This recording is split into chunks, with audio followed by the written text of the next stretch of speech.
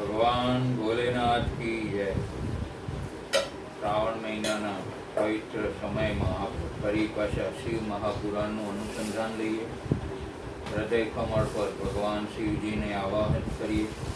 શાંતમ પદ્માસનસ્તમ શશિધર મુકુટમ પંચવક્त्रं ત્રિનેત્રं શૂલં વજ્રં ચ ખડ્ગં પરશુભેદં દક્ષભાગે વહન્तं नागं पाशां च घण्टां डमरुकसहितां शाङ्कुशं वामभागे नानालङ्कारयुक्तं स्फटिकमणिनिभं पार्वतीशं नमामि। आवाहनम् आवाहयामि, आसनं समर्पयामि, पाद्योपाद्यं समर्पयामि, तस्य अर्घ्यं समर्पयामि। प्रार्थनापूर्वक नमस्कार करिष्यामि।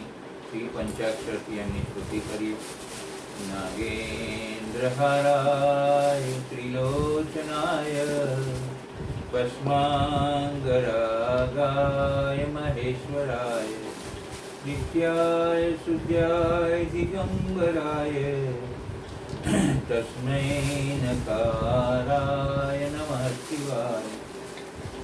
मंदाकिनी सलिल चंदन चर्चिताय नंदीश्वराय प्रमथनाथ महेश्वराय मंदार पुष्प बहुपुष्प सुपूजिताय तस्मै मकाराय नमः शिवाय।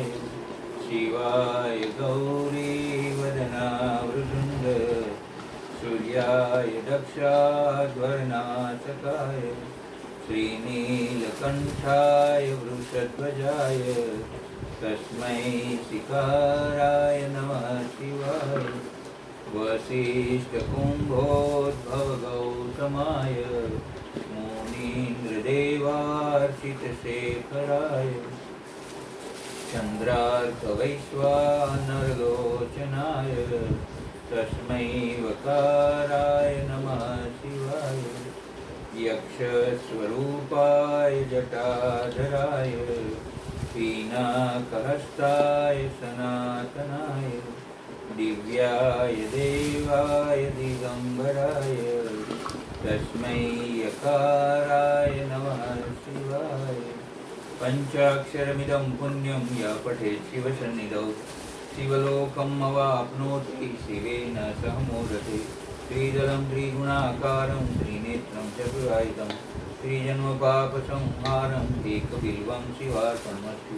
मृत्युञ्जय महादेव त्राहि मां शरणं गतं जन्ममृत्युजराव्याधि पीडितं कर्मबन्धने।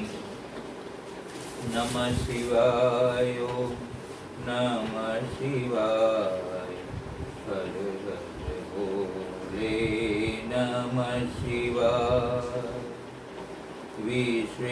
विश्वेश्वराय शिव विश्वेश्वराय हर हर भोले नमः शिवाय। नमः शिवाय नमः शिवाय हर हर भोले नमः शिवाय। અંધકને ગણાધ્યક્ષનું સ્થાન શિવજીએ આપ્યું, પણ દેવો ને દાનવોમાં એક હાહાકાર પ્રવર્તી ગયો।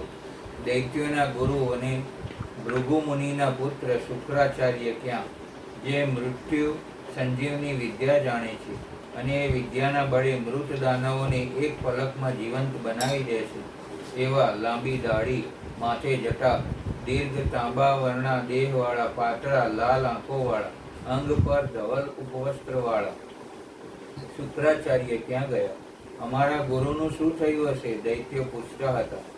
અરે, એ મરે તો નહીં, મૃત સંજીવની વિદ્યા તેઓ જાણે છે, શિવજી પાસેથી શીખ્યા છે, પણ એ જ વિદ્યાનો શિવજી સામે ઉપયોગ કર્યો અને શિવજી સામે લડવા દાનવોને જીવતા કર્યા। એથી શિવ એમના પર કોપે ન ભરાયા હોય? હા, બને પણ ખરું, તો મૃત્યુ પામ્યા હશે। ના, શિવજીના એ ભક્ત છે,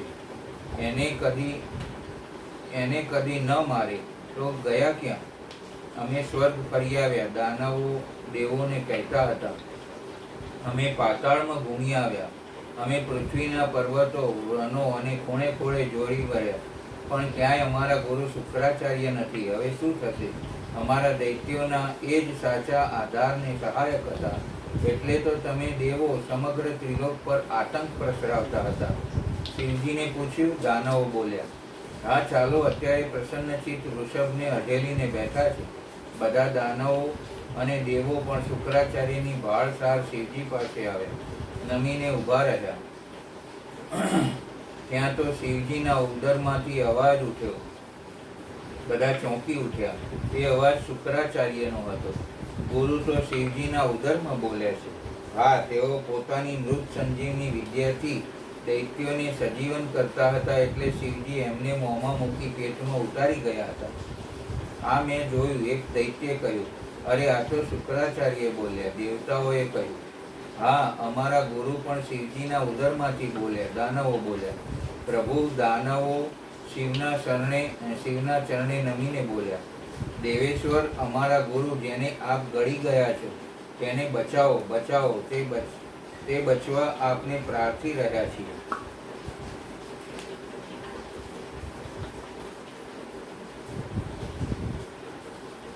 ભગવાન મહાદેવ એ ભૃગુ મુનિના સંતાન છે. એ આપની દયાથી જ આપના ઉદરમાં સલામત છે, નહીતર અન્ય દૈત્યોની જેમ ચવાઈ ગયા હોત. આપ એને જીવાડવા ચાહો છો, માટે એમને અવની પર મૂકો. હાથ જોડી દેવો બોલ્યા, અને વળી ઉદરમાંથી શુક્રાચાર્યનો પ્રાર્થના રવ શિવજીના મુખ દ્વારા સંભળાયો. ઉદરમાંથી ભાવ વિભોર શુક્રાચાર્યની આ સ્તુતિ સાંભળી શિવજી પ્રસન્ન થઈ ગયા. એક દિવ્ય પ્રકાશ ચોમેર છવાઈ ગયું. બધા અંજાઈ ગયા, અને એ પ્રકાશ વિલીન થતા શુક્રાચાર્ય ભૂતલ પર શિવની સામે આવીને ઉભેલા દેવ દાનવોએ જોયા. જય હો, ભગવાન મહાદેવનો જય હો. દાનવો પોતાના ગુરુ શુક્રાચાર્યને સજીવ સામે જોતા હર્ષોત્ફુલ બની જયનાદ કરી ઉઠ્યા. અને શુક્રાચાર્ય શિવજીની સામે ઊભા રહી નતમસ્તકે બે હાથ જોડી પ્રાર્થના કરવા લાગ્યા. ત્વમ ભાભીરાભીરાવભીભૂય તસ્મત સમસ્તમ મસ્તમ નયસ્ય ભીમતાની નિશાચરાણામ દૈદીપ્યસે દિવમણે ગગને હિતાય લોકત્રયસ્ય જગતીશ્વર નમસ્તે. લોકે તિવલમતિવલે મહામહોભી નિર્ભાસિકો કઈ મ ગગને ખિલ્લોક નેત્ર વિદ્વા વિતા ખિલત માસુ સુસ્તમો હિમાંશો પિયુષ પૂર પરિપૂરત તન્મસ્તે. ત્વમ પાવને યથી સદા ગતિ રઘુપારવ કસ્ત્વમ વિના ભુવન જીવન જીવિત સ્તબ્ધ પ્રભજ્વન વિધિવર્ધિત સર્વજંતો સંતોષિતા હિ કુલ સ્વર્ગ વૈ નમસ્તે. વૈશ્વેક પાવક ન તાવક પાવકૈક શક્તે ઋતે મૃતવતા મૃત દિવ્ય કાર્યમ પ્રણિષ્યદો જગદણે જગદાંતરાત્મમ ત્વમં પાવક પ્રતિપદમ સમદો નમસ્તે. પાનીય રૂપમ પરમેશ્વર જગત પવિત્ર મિત્રાતિન સુમરિત કરોષિ નૂનમ વિશ્વમ પવિત્રમ અમલમ કિલ વિશ્વનાથમ પાનીય ગાહન એતગ્નો નતોસ્મિ. આકાશરૂપ બહિરન ઋતુ અવકાશ દાનાદ વિકસ્વર મિહેશ્વર વિશ્વમેતદ ત્વત્સદય સંસ્વસીતિ સ્વભાવત સંકોચમેતિ ભવતોસ્મિ નતસ્તવ ત્વામ.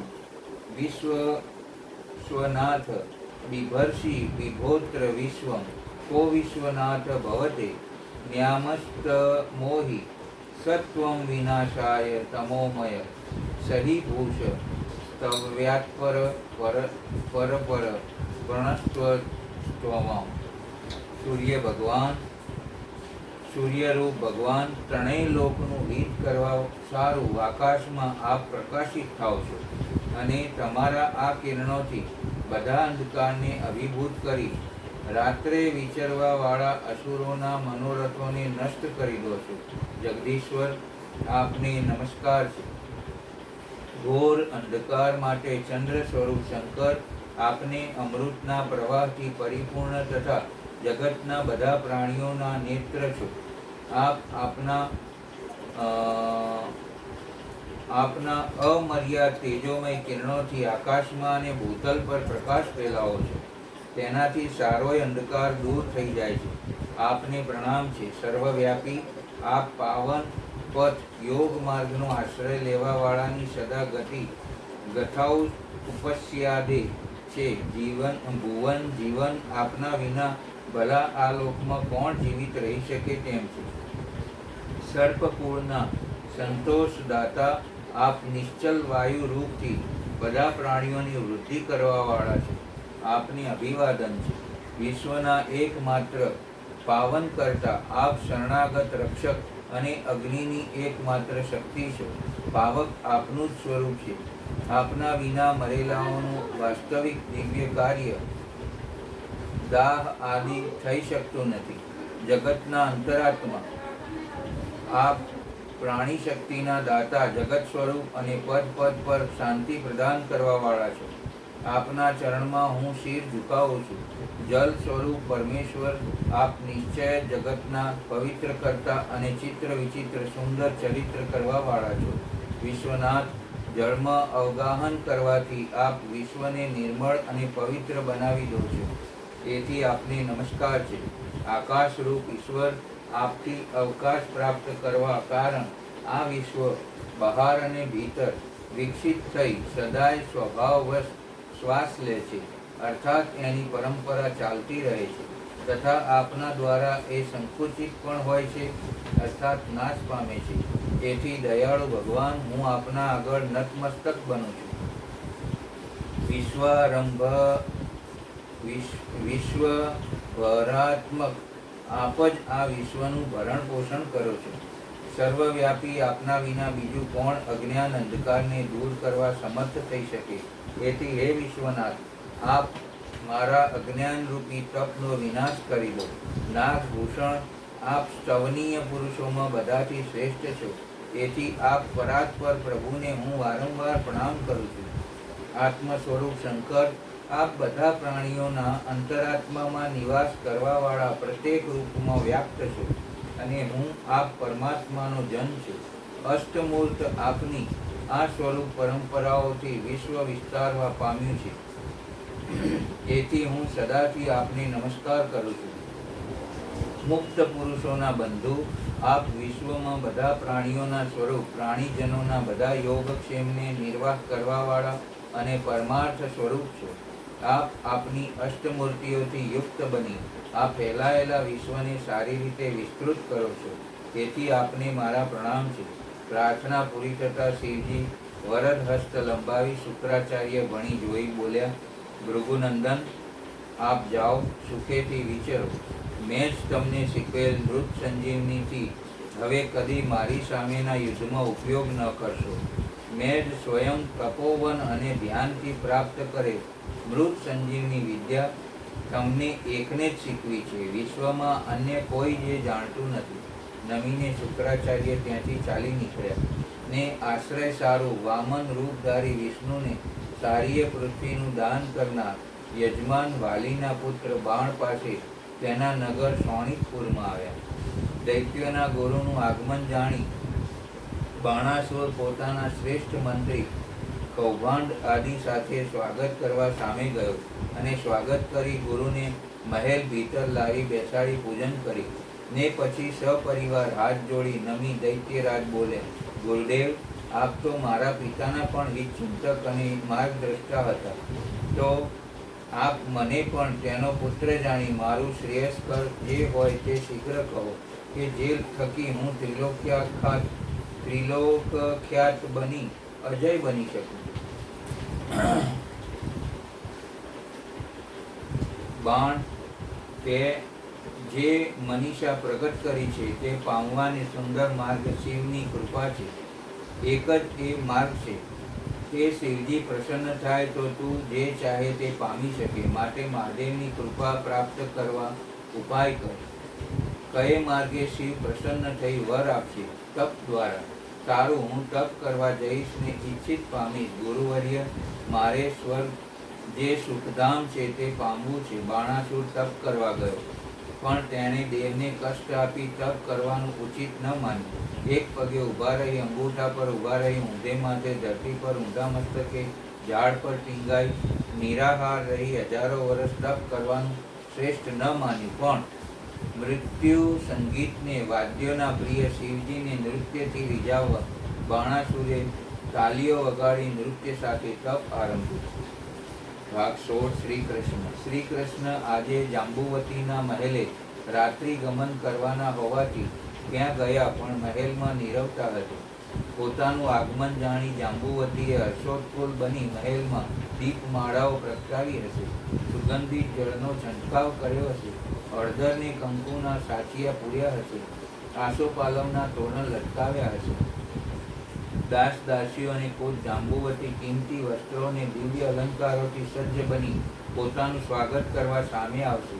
આવું ધારતા શ્રી કૃષ્ણ મહેલમાં પગ મૂકતા સ્તબ્ધ બની ગયા. મહેલમાં અંધકાર હતો. માત્ર એક જ દીપક થોડો થોડો પ્રકાશ આપી અંધકારને વિદારતો હતો. દાસ દાસીઓ પૂતળા જેવા સ્થિર ઊભા હતા. મહાદેવી નથી? શ્રી કૃષ્ણે પગથિયા ચડતા દાસીઓને પૂછ્યું. છે મહારાજ. અંધારું કેમ છે? મારા આગમનની જાણ નથી? દેવી જાણે. ત્યારે મહાદેવી જાંબુવતી કેમ દેખાતા નથી?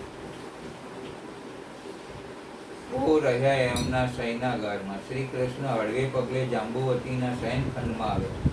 અહીં એક આછા રત્નનો ઝાંકો ગુલાબી પ્રકાશ એક ખૂણામાંથી ખંડમાં રેલાતો હતો. શ્રી કૃષ્ણ જાંબુવતી સામે ઊભા રહ્યા. જાંબુવતીની આંખો શ્રી કૃષ્ણ ભણી મંડાઈ, પણ એમાં વ્યથા હતી. કૃષ્ણ એ વ્યથાને વાંચતા સ્થિર ઊભા રહ્યા. આગે આગે પાદરનો દરિયો જાંબુવતીના શોકમાં શોકાતુર બની માથા પછાડી જાણે રોતો હતો. દેવી, કંઈ શોકમગ્ન ભાસો છો? નિકટના સિંહાસન પર બેસતા કૃષ્ણ બોલ્યા. એ ક્યાં આજકાલનો છે? મેં જોઈ તમને અપ્રસન્ન કર્યા નથી. મેં કંઈ તમને અપ્રસન્ન કર્યા નથી. મહાદેવી રૂકમણી કે સત્યભામા તરફથી કંઈ અવિનય થયો છે? ના, થાય જ નહીં. હું જાણું ને, બેઉ દેવીઓ સંસ્કાર સંપન્ન છે, ત્યારે શોક શાનો મહાદેવી? મેં હમણાં ગોપીઓની જેમ તમને સૌને બંસીનાદે દોડી આવી મહારાસ રમવા કહેલું, એનો તમને શોક છે? નહીં મહારાજ. ત્યારે સત્યભામાના મહેલે ઊંઘમાં મારાથી રાધે રાધે આમ બોલાઈ ગયું, એ સર્વવિદિત સમાચારથી તમને રંજ થયો છે? મહાદેવી, રાધા તો બચપણની ભેરું છે. મારી પ્રેમ લક્ષણા ભક્તિનું સ્વરૂપ છે. ગોકુળ વૃંદાવનમાં રાધા સાથેના સંભારણા મારા જીવનનું પરમ પાથેય છે. એ અવિસ્મરણીય છે. યુગો સુધી એ વિસરાય એવા નથી. તેથી જ મેં તેમને અષ્ટપટરાણીઓમાં ગોપીઓની જેમ મારી સાથે મહાદાસ રમવા ઇંજન આપેલું. પણ ઉંમર કેવડી થઈ, હવે ભૂંડા લાગીએ કહી મારું આ ઇંજન નકાર્યું ને ગોપીઓ મારા બંસીનાદે બ્રહ્મલોકમાંથી આવી મારી પાસે વ્રજમાં રમતી હતી, તેમજ રાસ રમીને ત્યાં જ ઉપરામ પામી વસી. આથી મને આ ઉંમરે આવું ન શોભે. આથી શોક પેદા થયો છે. ના દેવ, મારા શોકનું કારણ એ પણ નથી.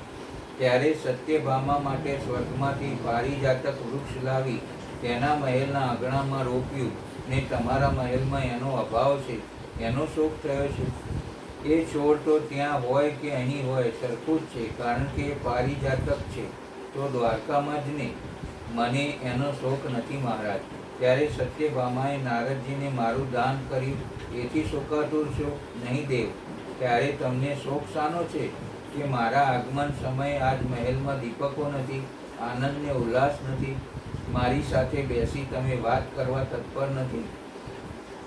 દેવથી મારા શોકની અજાણ નથી તો સ્વસ્થ થઈને મને કહો, હું એ દૂર કરવા અવશ્ય યત્નશીલ રહીશ. મહાલયને રોશનીયુક્ત બનાવો, મારા માટે સુંદર સ્વાદિષ્ટ ભોજન લાવો. જાંબુવતી કંઈક સ્વસ્થ બન્યા. દાસીઓની દીપમાલા પ્રગટાવવા આજ્ઞા આપી. મધુર રાગ છેડતું ગાન ચલાવવા સૂચન કરી.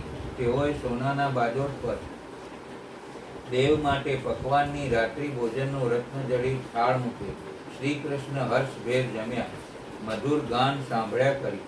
ટહુકતા સાગરની પશ્ચાત ભૂમાં નારી કંઠે ગવાતું ગાન દિલચસ્પ લાગ્યું. પછી હાથી દાંતના સુવર્ણમડિત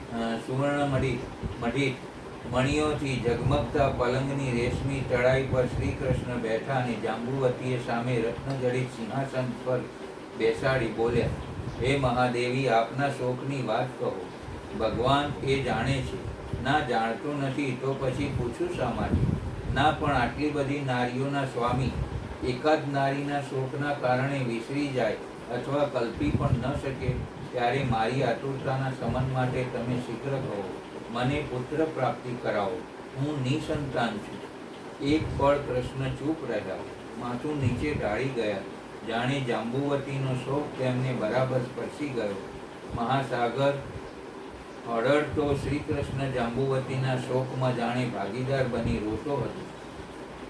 ભલે દેવી, કાર્ય દુર્ઘટ છે, પણ શિવ કૃપાએ હું તે પાર પાડીશ. કેમ દુર્ઘટ? આ વિધાત્રીનો યોગ એવા છે. જુઓ ને, પ્રદ્યુમ્નનું હરણ શંબરાસુર કરી ગયો હતો. હા દેવી, ભલે તમને સંતાન પ્રાપ્તિ થશે જ. હું કાલે સવારે ભગવાન ભૂત ભાવન પર તપશ્ચર્યા કરવા જઈશ. આપને તપ કરવું પડશે? હા, ભગવાન મહાદેવ જ જે નિર્વિકારી અને અવિનાશી સહજમાં પ્રસન્ન થાય છે ને જેની પ્રસન્નતા વિના કંઈ સુલભ નથી, એવા શિવજી પર તપ કરવા જંગલમાં નદી તટે કે પર્વતની ગુફામાં જઈ બેસીશ, ઘોર તપ આચરીશ. હું શું સાંભળું છું? સાચું કથન છે મારું જાંબુવતી. મારે સંતાન પ્રાપ્તિ માટે શિવજી પર તપ કરી પાર્વતી શંકર દેવની મહતી કૃપા પ્રાપ્ત કરવી પડશે. એ રાત્રિ શિવજીના સ્મરણમાં શ્રી કૃષ્ણે વિતાવી. સવારમાં દ્વારકા સમાચાર પ્રસરી ગયા કે શ્રી કૃષ્ણ શિવજી પર તપ કરવા જાય છે. અષ્ટપટરાણીઓ અને દેવતાઓએ કંઈક આંચકો અનુભવ્યો. વિસ્મય પામ્યા અને શ્રી કૃષ્ણનો વિયોગ થશે એ સંભવિતતાએ થોડી ગ્લાનિ પણ સૌએ અનુભવી. એના પરના આભૂષણો રેશમી, અંગ પરના આભૂષણો, રેશમી વસ્ત્રો, મુકટ, કુંડલ, આ બધાનો ત્યાગ કરી શ્રી કૃષ્ણ દ્વારકા છોડી ને તપ કરવા ચાલી નીકળ્યા. યાદવો, પટરાણીઓ સૌએ વળાવવા આવ્યા ને પાછા વળ્યા. શ્રી કૃષ્ણને ખબર હતી કે પરમ શિવ ભક્ત ઉપમન્યુ મારા તપ કાર્યમાં દ્રષ્ટા બની શકશે, એટલે તે એ પર્વત પર ગયા જ્યાં ઉપમન્યુ હતા.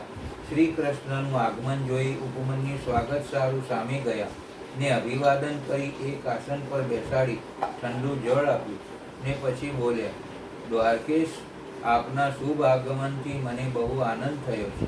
મને તમારા દર્શનથી પરમાનંદ થયો છે. અરે, તમારી પાસે હું કોણ? માત્ર તમે જગત વંદ્ય છો, કારણ કે શિવ ભક્ત છો. પ્રતિપળ શિવ નામ સ્મરણમાં વ્યતીત કરો છો.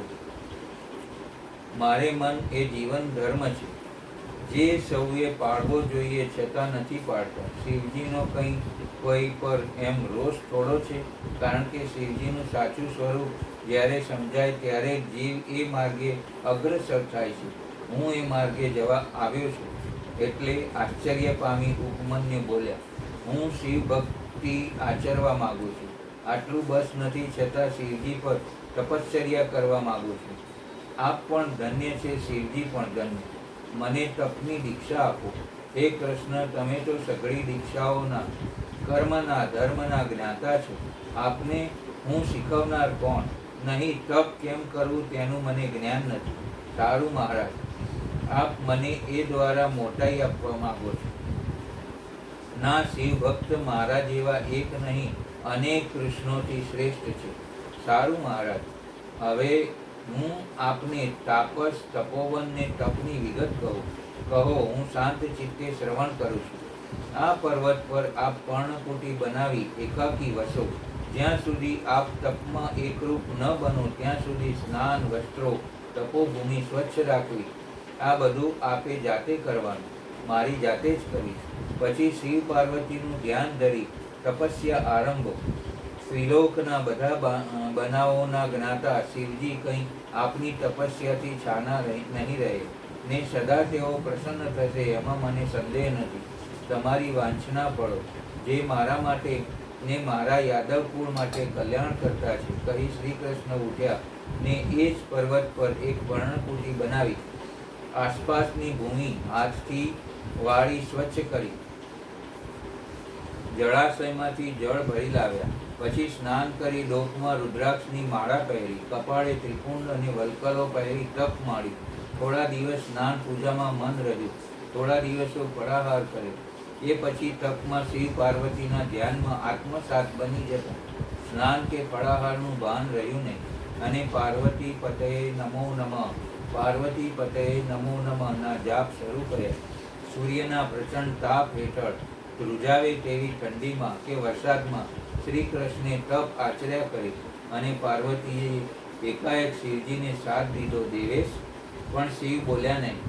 પાર્વતીજીએ બીજો મધુર કંઠે સાથ દીધો. નાથ પણ શિવજી નિરુત્તર રહ્યા. પાર્વતીએ તેમની સામે જોયું તો સદાશિવ સમાધિ દશામાં હતા. અરે રે, હવે શું થાય? પાર્વતી એકાકી કઈ વ્યથા ભરી બોલ્યા. ત્યાં શિવજીની ધ્યાન અવસ્થા તૂટી ગઈ. આંખો ઉઘડી. દેવી, તમે મને સાથ દેતા હતા? હા. બીજું પણ જાણે કોઈક મને સાથ દઈ રહ્યું છે. એ શ્રી કૃષ્ણ છે. એ શ્રી કૃષ્ણ છે. તમને પણ એમના તપની પ્રેરણા થઈ કે? હા, એથી તો મેં તમને સાથ દીધા, પણ ત્યાં જ તમે જાગ્યા. યાદવ કુલ શ્રેષ્ઠ આપણા પર તપસ્યા કરે છે, એમને વરદાન આપવું જ જોઈએ. શ્રી કૃષ્ણને શી કમી હશે કે શી વાંછના હશે? એ તો ત્યાં જઈએ તો જ જાણીએ ને. ક્યાં છે? હું બતાવીશ. ચાલો. ઉપમન્યુના આશ્રમ પાસે બેઠા છે. ત્યારે તો મારો ભક્ત ઉપમન્યુ પાસેથી તપની દીક્ષા લીધી હતી. હા દેવેશ્વર, એમ જ છે, પણ જલ્દી ચાલો. કોઈક રાક્ષસ તપ કરતો હોય ત્યારે જલ્દી ભાગો છો, ને આ કૃષ્ણ તપ કરે છે ત્યારે ત્યાં જવા હજુ પૃચ્છાદ્રી છે. વિચાર પણ કરી રહ્યા છો? નહીં, વિલંબ કરું. ચાલો, તમારે આવવું છે? ચાલો એટલે હું પણ સાથે આવું છું. ચાલો એટલે હું પણ સાથે આવું છું. હા, એ મારા પર પણ તપ આચરી રહ્યા છે. ભલે, આપણે બેઉ સંગાથે કદી કોઈને વર આપવા ગયા નથી, કારણ કે આવો વર પામનાર શ્રી કૃષ્ણ જેવો બીજો કોઈ તાપસ થયો નથી. શિવ પાર્વતીની વાત જાણી વૃષભ ફરી ગયો હોય તેમ ભાંભરીને ઊભો થયો. શિવ પાર્વતીને તે પર આરૂઢ થયા અને ચાલ્યા. જે પર્વત પર બેસી શ્રી કૃષ્ણ તપશ્ચર્યા આદરી રહ્યા હતા ત્યાં શિવ પાર્વતી ગયા, અને માથાના ખુલ્લા વાળ પીઠ પર લહેરાવી ડોકમાં રુદ્રાક્ષની માળાને કપાળે ત્રિકોણથી શોભતા કૃષ્ણને જોઈ મલકી પાર્વતી બોલે, જુઓ મહારાજ, હજુએ તેમના હોઠ પરથી તમારા અને મારા નામનો યાદ વેશ જાપ કરે છે. હજુ ધ્યાનસ્થ છે. આપણામાં ધ્યાન છે, માટે તો આપણને તેમની તપશ્ચર્યાની જાણ થઈ છે. ચાલો તેમને જાગૃત કરો. ભલે કહી દૂર ના ઊભા રહેશો કે એકાએક સમાધિસ્થ ન બની જશો. એમને તુરત જ દર્શન આપવાના છે. તમારી નિકટ જ ઊભો રહીશ. દેવી. પાર્વતીજી મલકતા આનંદિત થતા ધ્યાનસ્થ કૃષ્ણ પાસે આવ્યા અને મધુર અવાજે બોલ્યા, યદુપતિ, જાગો. ગાંધર્વોના ગાન કરતાંય શ્રેષ્ઠ મીઠા વેતો આ પાર્વતીનો સાથ. શ્રી કૃષ્ણના એકાગ્ર ચિત્તમાં જતા જ તેમની આંખો ઉઘડી. સામે જ શિવ પાર્વતીને જોયા. અંગ ઉપર અપરંપાર તેજસ્વી વસ્ત્રો અને અલંકારોથી દીપતા, માથા પર રત્નોજડિત મુગટ ઝગમગાવતા અને મોં પર સમસ્ત કરુણા અને સૌજન્યનો ધોધ વહાવતા પાર્વતીજીને મરકતા ઉભેલા જોયા. એમની પાસે જઈ માથે જટામાં અર્ધચંદ્ર વ્યાઘ્રાંબર ભસ્મલેપનને હાથમાં ત્રિશૂળ ડમરૂવાળા ભૂતનાથને જોઈ શ્રી કૃષ્ણે બેઉ હાથ જોડી નમસ્કાર કર્યા. શ્રી કૃષ્ણ ઉઠો. પ્રસન્ન બની શિવજી બોલે, માગો માગો, જે વરદાન જોઈએ તે માગો. દેવી પાર્વતી બોલે, માગવા તો તમારે શરણે આવીશું ત્રંબકેશ્વર. અમે આપવા ઉપસ્થિત થયા છીએ. તમારા તપથી પ્રભાવિત બનીને મને સંતાન આપો. કૃષ્ણ, તમારી અષ્ટપટરાણીને 16,100 અન્ય રાણીઓથી પ્રત્યેકથી તમને 10 પુત્રોની પ્રાપ્તિ થશે. જય હો નિર્વિકારી અવિનાશી મહાદેવનો. શ્રી કૃષ્ણ ઉઠ્યા. શિવ પાર્વતીને ફરી નમ્યા. કૃષ્ણ પાર્વતીજી મરકીને બોલ્યા, આજ્ઞા જગદંબે. આ જગતમાં માનવો પર તમે શિરમોર બની તમે રહેશો. આપની મહતી કૃપા. ઉચ્ચ શ્રેણીના ગૃહસ્થાશ્રમમાં તમારો વાસ હશે. જય હો પાર્વતી દેવીની. 100 વર્ષો સુધી સુખમય જીવન વ્યતીત કરી શકશો. હા મહાદેવી, તો પછીનું પણ કહેવા અનુગ્રહ કરો ને. આપના કુળનો નાશ થશે. શા સારું? આપે આગે કાળની ગર્તામાં નજર માડી કહું કે આ ભૂમિ પર એક મોટું યુદ્ધ થશે, જેના સૂત્રધાર તમે હશો. યુદ્ધથી તાકીને તો દેવી હું છેક સાગર તટે વસ્યો છું, તો પણ એક અનિવાર્ય વિના છે ને આ યુદ્ધ પછી દેવી ગાંધારી તમને શ્રાપ આપશે. તેથી તમારા કુળનો નાશ થશે, સંહાર થઈ જશે. યાદવો એવા બળશાળી છે કે સમરમાં કોઈ જ તેનો વધ કરી શકે તેમ નથી. વિધિની ગતિને વશ થઈ બધા અંદરો અંદર લડીને કપાઈ જશે. હે દેવ, પછી તમે ને બલરામ તમારા પરધામમાં જઈ શકશો. આગળનો કાર્યક્રમ પહેલેથી જ નિર્ધારિત છે, માટે તેનો શોક કરવો જોઈએ નહીં. શિવ પાર્વતી પાછા વૃષભ પર બેઠા અને શિવજી બોલ્યા, ચાલો દેવી. હજુ એક ભક્ત તાલીઓ બજાવીને નાચી તપ કરે છે ને તેને વર દેવા. અને તેઓ અંતર ધ્યાન થયા. શ્રી કૃષ્ણ અભિષ્ટ વર પામી ઉપમન્યુ પાસે ગયા. તેમને શિવ પાર્વતીના દર્શન થયાની અને ઈચ્છિત વર પામ્યાની બધી વાત નિવેદન કરી કે ઉપમન્યુ બોલ્યા, આપ મહાભાગ્યવંત છો કે આપને શિવજીએ વર આપ્યું. શ્રી કૃષ્ણ ત્યાંથી ગરુડ પર બેસી દ્વારકા ગયા. બધા યાદવો ગગનમાં ગરુડની પાંખોનો ફડફડાટ સાંભળી શ્રી કૃષ્ણનું આગમન જાણી દરવાજે સ્વાગત કરવા સામે ગયા. અષ્ટપટરાણીઓએ પણ નવા નવા વસ્ત્રો અને અલંકારો ધારણ કરી શ્રી કૃષ્ણના દર્શને ચાલી. દ્વારકા શણગારાયું. શરણાઈ નોબત ગગડ્યા. મંગલ સાથિયા પુરાયા અને વરદાન પામી પધારતા શ્રી કૃષ્ણના સ્વાગત સારું સૌ આવે. કુળ ગૌર ગર્ગાચાર્ય આવી શ્રી કૃષ્ણના કપાળે તિલક કરી ને સ્વસ્તિ વાચન કર્યું. વસુદેવ દેવકીની સમીપ જઈ શ્રી કૃષ્ણ નમ્યા. તે પછી જાંબુવતીના મહેલે જઈને હર્ષભેર ઈંડોળા પર બેસી કૃષ્ણે કહ્યું, દેવી, તમારું નિસંતાનપણું મટાડીને આવ્યો છું. શ્રી પાર્વતીએ પ્રસન્ન થઈ પ્રત્યેક રાણીને 10 પુત્રો થવાનું વરદાન આપ્યું છે. જાંબુવતીના હર્ષનો પાર ન રહ્યો. યાદવ કુળના આ આનંદમાં પાદરનો દરિયો અડૂરતો પોતાનો આનંદ સૂર રેલાવી રહ્યો. ભાગ 17. ઉષા. બહુ જ વિચિત્ર પ્રકારનું આ તપ હતું. જોનારાને સાંભળનારા સૌને થતું હતું કે દાનવરાજની બુદ્ધિ કામ કરતી નથી કે આમ તાળીઓ બજાવી નાચી પૃથ્વી પર કૂદી શિવની પ્રસન્નતા મેળવવા કરે છે. પણ બાણાસુર તો આ બધા પરત્વે લાપરવાહ હતો અને પોતાની કાયા ધરતી પર રાખી પગથી સુંદર હાથની મુદ્રાઓથી અને અંગભંગથી અદ્ભુત નૃત્ય કરવા માંડી. નવી નોખી મુદ્રામાં નવા તાલને લયમાં કટિભંગ કરી અંગ મરડી નૃત્ય કરવા માંડી. નૃત્યને ભાવ વિભોર બનાવી. શિવ પ્રત્યે દૈત્યતાના ભાવ સૂચક નૃત્ય વર્ષો સુધી અભંગ રાખ્યું. પછી વંદના સૂચક ભાવ ભર્યું નૃત્ય વર્ષોના વર્ષ સુધી કરી. પછી શરણાગતિના ભાવ સૂચક નૃત્ય આદર્યું ને અનંત વર્ષો સુધી કરી. શિવજીને મહદ આશ્ચર્ય થયું. તે હસ્યા. એ જોઈ પાર્વતી બોલ્યા, કેમ દેવે શિકાયત હસ્યા? મારા એક ભક્તના તપને જોઈને. પ્રભુ, તપ જોઈને હસવું આવે છે કે ગંભીરતા? આ તપ કરનારને એના તપ એવા છે કે હસવું આવે. કેવા પ્રકારનું તપ છે? આપ હસી ઉઠ્યા. મને પ્રસન્ન કરવા એ નૃત્ય કરે છે. તાલીઓ બજાવી દૈન્યની વંદના અને શરણાગતિ સૂચક ભાવ ભરી નૃત્ય કરે છે.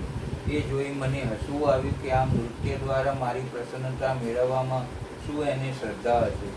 તો જ એ રીતે તપ કરતો હોય ને ત્યારે મારે ત્યાં જવું પડશે. કહી દેવેશ્વર શિવ ઉઠ્યા તે બાણાસુર પાસે આવ્યો, જ્યાં તે હજુ નૃત્ય કરતો હતો. શાંત સરોવર જેવા ભસ્મ લેપનયુક્ત શિવજીને પોતાની સમીપ ઉભેલા જોઈ બાણાસુર લાકડીની જેમ તેમના પગમાં પડ્યો. તેને 2 હાથ જાલી ઊભો કરતા શિવજી બોલ્યા, બાણ, તારા આ જાતના તપથી હું પ્રસન્ન થયો છું, કારણ કે મને નૃત્ય સંગીત ને વાજિંત્રો બહુ જ ગમે છે. તે નવી જ રીતે તપ સાધના કરી મને પ્રસન્ન બનાવ્યો છે. માટે માગ, જે જોઈએ તે માગ. માગ, તારા માટે કંઈ જ અદેય નથી. આપ મારા રક્ષક બનો અને પુત્રો તથા ગણો સહિત મારા નગરના અધ્યક્ષ બની મારી પાસે નિવાસ કરો. શિવજીને થયું, આ બાણાસુર મુક્તિ માગતો નથી અને મારો નિવાસ જ માત્ર માગે છે. એટલે તેઓ વરદાન આપી ત્યાં રહ્યા અને તેના શરીર પર એક દ્રષ્ટિ નાખી મહાબળવાન બનાવી 1000 હાથ આપે. શિવ રક્ષક 1000 હાથ અને અતુલનીય બળ મળતા બાણાસુર સ્વર્ગ ભણી દોડે અને ઇન્દ્ર સહિત બધા દેવતાઓને સ્વર્ગમાંથી હાંકી કાઢ્યો. અગ્નિ, વરુણ, કુબેર, યમ આ બધાને જીતી દાસ બનાવી લીધા. પાતાળ, પૃથ્વી અને સ્વર્ગ બધું જ તેનું શાસન થપાઈ ગયું. સાથે જ બધે હાહાકાર પણ મચી ગયો. ત્રિલોક વિજયા બન્યા છતાં એ દૈત્ય બાણાસુરની યુદ્ધ લાલસા ઓછી થઈ ન હતી. 1000 હાથનું અને શિવ કૃપાથી મળેલ બળ અંદરથી હાહાકાર કરતું હતું. એ તો ચોમેર નજર નાખી એની સામે લડી શકે એવો કોઈ નજરે પડતો ન હતો. બધા જ રાજાઓ, દૈત્યો, દેવતાઓ, નાગો, રાક્ષસો, સિદ્ધો, કિન્નરો, ગાંધર્વો તેના દાસ બની ગયા હતા. એટલે એ 1000 હાથની ઉછાળતો કૈલાસ પર શિવજી પાસે પહોંચી ગયો ને બોલ્યો, દેવેશ પ્રસન્ન હો. કેમ બાણ આવું થયું? આપ મારા નગરની રક્ષા કરો છો એટલે નિશ્ચિંત રહી હું દેવો, દાનવો આ બધામાં વિજય કરી વળ્યો છું. પર્વતો, દિગ્ગજો બધાને હંફાવ્યા છે.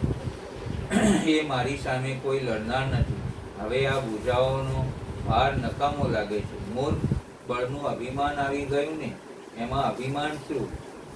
યોદ્ધો કે બળવાનો યોદ્ધાને નહીં, બળવાનોને લડે. કાયરો, નિર્માલ્યો ઘરમાં ભરાઈ રહે. તે શું કર્યું?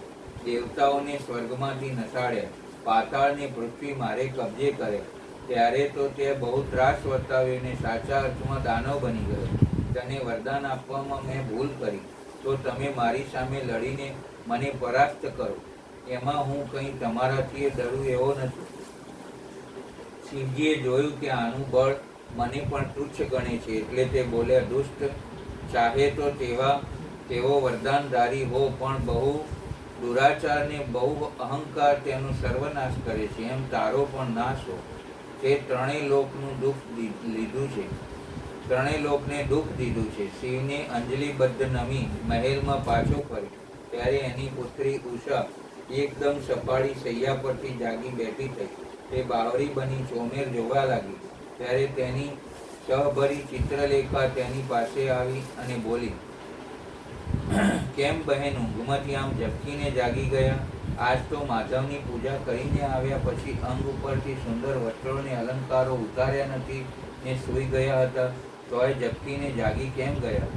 મને સ્વપ્ન આવ્યું હતું. ચિત્રલેખા, ઊંઘમાં તે સ્વપ્ન આવે જ, પણ આ અન્ય સ્વપ્ન જેવું સ્વપ્ન ન હતું. ત્યારે સ્વપ્નમાં એક અતિ સ્વરૂપવાન પુરુષ આવ્યો, બહુ રૂપાળો. બીજો કામદેવ જોઈ લો. રૂપાળું મોં, સ્નેહ ભરી આંખો, અભાવકતા, રેશમ જેવા ગૂંચળા વળેલા વાળ, ખડક જેવી મૂછો, અજાન બાહુ, વિશાળ છાતી, અંગ ઉપર દિવ્ય અલંકારો ને રેશમી વસ્ત્રો. પણ બહેન, આવો પુરુષ સ્વપ્નમાં જોયે એમાં આટલી બધી વિહવળતા શાને?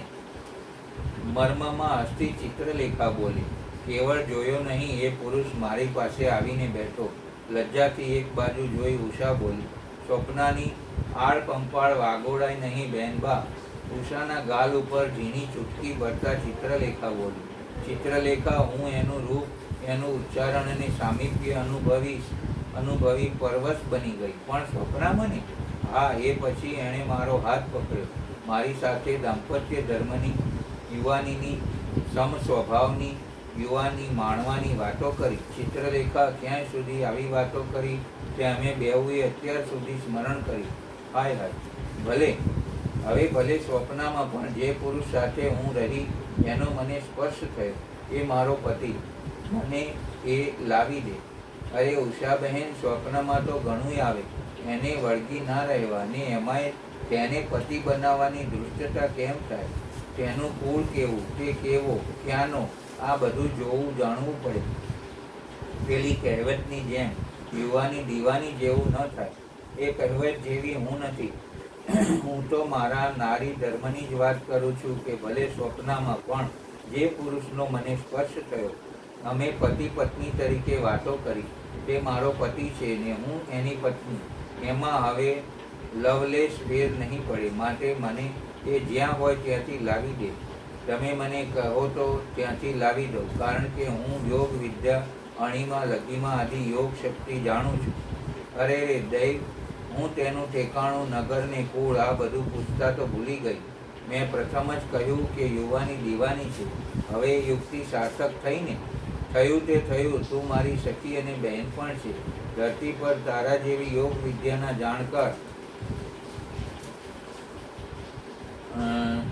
જાણકાર નારીઓ ઓછી છે. માટે તું ગમે તેમ કરીને એ મને લાવી દે.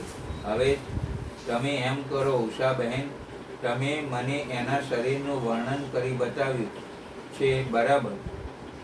હા, એ જ પ્રમાણે શરીર છે.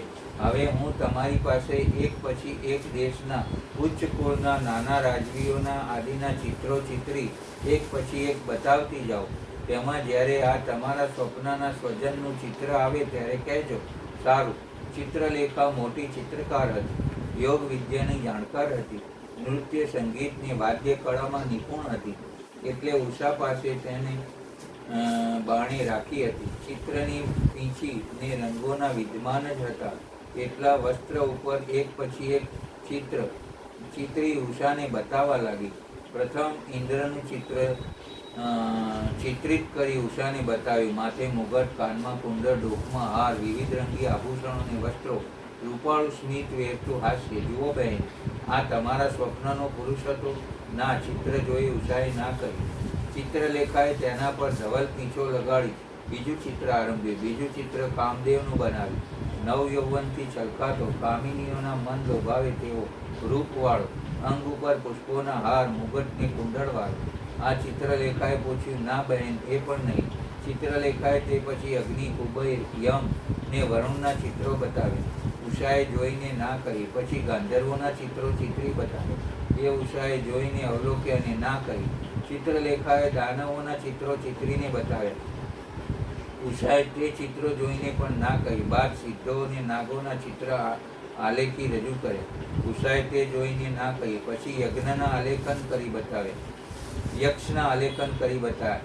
એ સઘળા બારીકાઈથી જોઈને પણ ઉષાએ ના કહી. ચિત્રલેખાએ હવે મનુષ્ય લોક ભણી વળી વૃષ્ણિ વંશીના ચિત્રો આલેખવા શરૂ કર્યા. સુરસેન, વાસુદેવ ઉષાએ જોઈને ડોકું ધૂણાવ્યું. રામની સુંદર તસવીર આલેખી બનાવી. નહીં રે બહેન, આ પણ નહીં. થાકી ઉષા બોલી. ચિત્રલેખાએ શ્રીકૃષ્ણનું ચિત્ર આલેખ્યું. એક પળ ઉષા ચિત્ર જોઈ તો રહી. આખરે ડોકું ધૂણાવીને ના કહી. ચિત્રલેખાએ નર શ્રેષ્ઠ કૃષ્ણકુમાર પ્રદ્યુમનની તસવીર બનાવી ધરી કે ઉષાએ એકી ટસે એને જોઈ રહી. પછી ચિત્રલેખા સામે જોઈ કહ્યું, બહેન, હવે થોડો ફેર રહે છે, એ મટાડી દો. કહી સમજી જતા પોતાની તર્ક બુદ્ધિથી ઉષાએ પ્રદ્યુમન કુમાર અનિરુદ્ધનું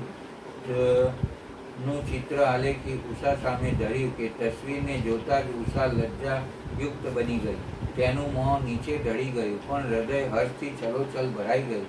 સખી, રાત્રે જે પુરુષ મારી પાસે આવ્યા હતા અને જેણે મારા અમીરૂપી રત્નને મોહી લીધું છે, તે મોહ પુરુષ આ જ છે. આપણી મહેનત લેખે લાગી ખરા. હવે ઉષા આશાભરી નજરે સામે જોઈને બોલી. હવે શું? ઉષાના મનોભાવ જાણવા છતાં જાણે જાણતો નથી તેમ ગણી મોં પરને ઉન્માદમાં કૃશતા આણી ચિત્રલેખા બોલી. ઉષાએ એને કહ્યું કે એને લાવી આપો. લે બાઈ, એ કૃષ્ણના પૌત્ર છે, રહે છે દ્વારકામાં. હું કેવી રીતે લાવી દઉં? ગમે તેમ કર, નહીતર હું મરી જઈશ. કુમારી, તમે મારી વાત સાંભળો. દ્વારકા ફરતી 200 યોજન પહોળી દરિયાના પાણીની ખાઈ એ ઠીક, પણ એને ફરતું સુદર્શન ચક્ર રક્ષા કરતું ઘૂમ્યા જ કરી, જે અંદર પ્રવેશનારના પ્રાણ જ હરી લે છે. તું યોગ વિદ્યા જાણે છે, એ બળે મને તેને અહીં લાવી આપ. હું જાણું છું તું આભમાં અણીમાં અણુ સમાન નાના થઈ જવાની યોગ વિદ્યાના બળે દ્વાર પરથી ઉડી પલંગ સહિત મારી પાસે લાવી શકે છે. બાણાસુર તમારા પિતા જાણીતો, તમારી નાતને ગુરુ શુદ્ધા સર્વે જાણીતો. મારી ઈચ્છા વિરુદ્ધ કોઈ મને શું કરવાના હતા, પણ મને તો મારી જ નાખે. તો હું મરી જઈશ, ચાલો મને મરી જવા દો, કહી ઉષા મરવા તૈયાર થઈ. હવે બહેન મર નહીં, હું દ્વારકા જાઉં છું.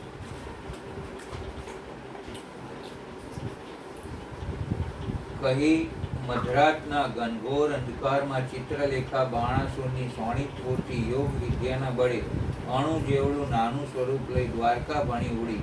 પવન વેગે ઉડી દ્વારકા સમીપ આવી. મહાસાગરના વારીનો હુડુડાટ સંભળાયો. ખાઈ નીચે બરાબર ચક્ર અગ્નિ જેવો ઉજાસ પાથરતું ઘૂમતું હતું. તેને નમી રજા માંગી. ચિત્રલેખા દ્વારકામાં પ્રવેશી. મણીઓથી ઝગમગતા કોટ કાંગરાવાળા નગરના સોનાના મહેલોમાંથી પ્રદ્યુમનનો મહેલ શોધી તેની ભીતર સૂતેલા અનિરુદ્ધને પલંગ સોટો ઉપાડી આકાશ માર્ગે એ જ યોગ વિદ્યાના બળે ઉડી પાછી શોણિતપુરમાં ચિત્રલેખાના મહેલમાં આવી. પલંગ ઉષાની સમીપ મૂકી બહાર ચાલી ગઈ. ચિત્રલેખાનો યોગ વિદ્યાની બળે અનિરુદ્ધની ઊંઘ ઉડી ગઈ. તે જાગ્યો. પલંગ પર બેસી જોયું. સામે સ્વરૂપવતી એક નારીને ઊભેલી જોઈ.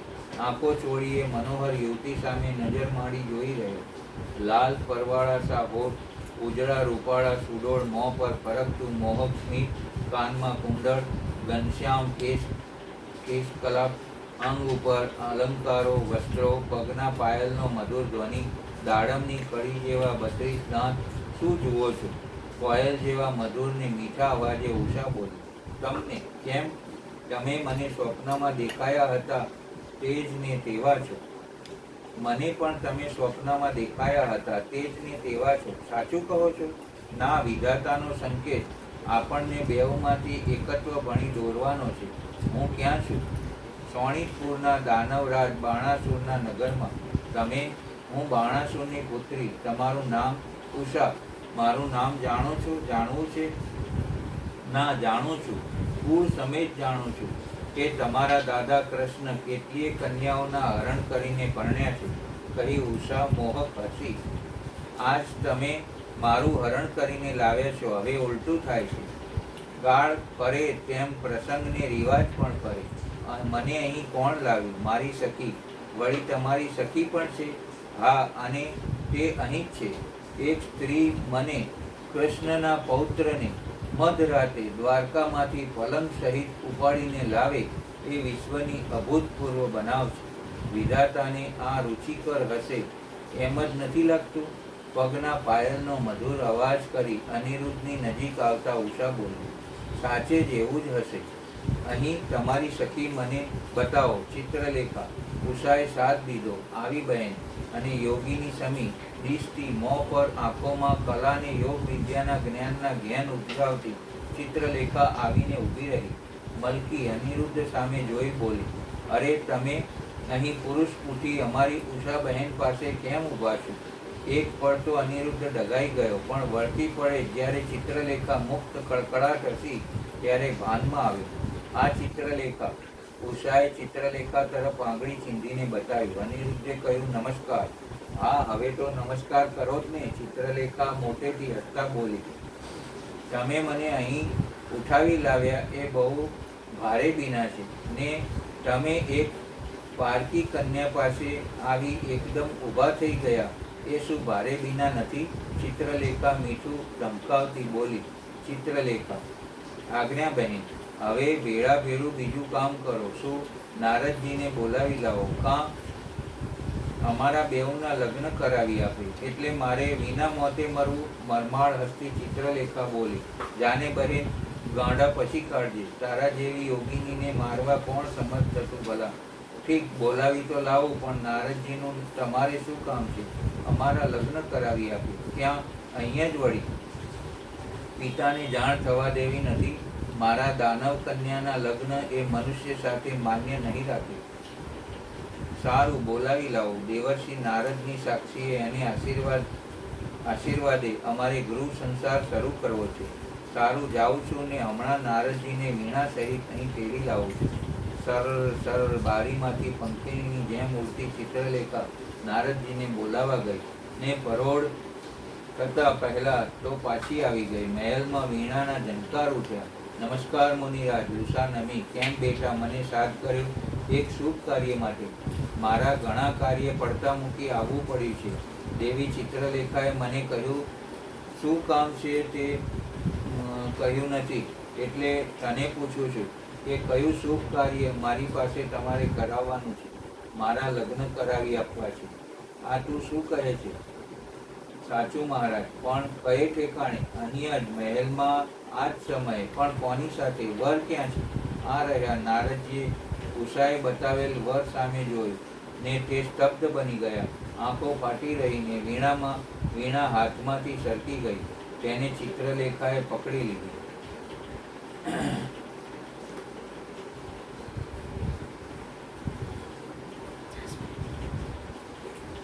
આપણે અહીંયા વિરામ લઈશું. ભાગ 18 થોડા સમય પછી શરૂ કરીશું. નમઃ શિવાય. ઓમ નમઃ શિવાય. હર હર ભોલે. નમઃ શિવાય.